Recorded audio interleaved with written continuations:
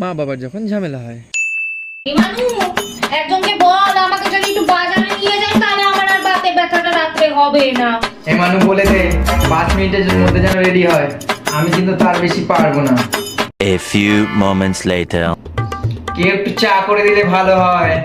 এই মানু যে চা খেতে যায় তাকে বলে দে রান্নাঘরে অনেকক্ষণ আগে চা করে রেখেছি, যদি চা ঠান্ডা হয়ে যায় গরম করে যাতে খেয়ে নেয়, আমি গরম করতে পারবো না বাবা আবার। 1 hour later. আলু দেখ আর জল ফেলে আমার ঝাড় দেওয়াটা পুরো বাংচার করলো, আজকে যদি ঝামেলা না বাঁধাই আমি।